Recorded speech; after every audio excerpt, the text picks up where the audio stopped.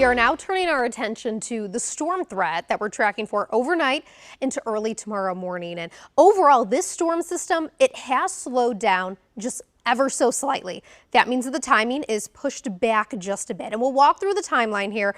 What you're seeing though right now on radar, this is not the severe storms. This is just some good old-fashioned rain, some rain showers now increasing in intensity. So more very moderate, steady rainfall for parts of western Oklahoma, but you can see some of that even pushing in towards central Oklahoma as well. You're not seeing many lightning strikes. So you're not hearing a lot of thunder with this. This is going to be pretty steady, low end, not expecting any severe storms over the next few hours for this rain right here.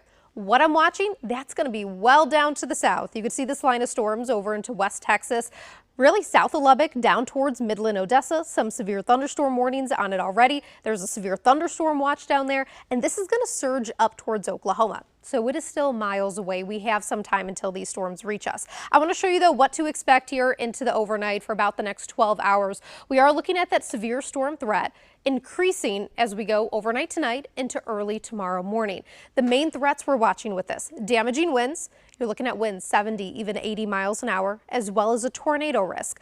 Also a lot of heavy rainfall that could lead to some flash flooding for some areas. So let's walk throughout the timeline. Like I said, the storm system has slowed down ever so slightly. So earliest we could see these storms in southwest Oklahoma would be after midnight. I do think most likely seeing that severe weather southwest Oklahoma, 2 a.m. to about 7 a.m. And then you're looking at these storms moving into central Oklahoma as early as about 2-3 a.m., but I think even more likely after 6 a.m.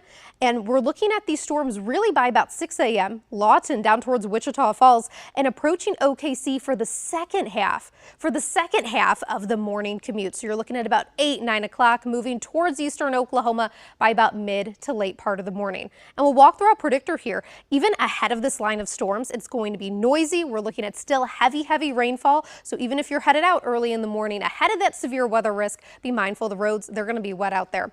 4-5 a.m. you're looking at more of these severe storms moving into southwestern Oklahoma, and this line right here, this is what I'm watching to be pushing up towards OKC and central Oklahoma. You can see it slow down a smidge, so by about 7-8 o'clock, watching these storms reach I-35, OKC Metro, all the way down towards Norman, Pauls Valley, Ardmore, and pushing east of I-35 by about 9-10 a.m. And at this point, we're approaching Tulsa, Chakotah, and over towards Arkansas. We'll also have to watch on the back end of this early afternoon for some strong to severe storms north central Oklahoma as this rain is eventually moving out of here.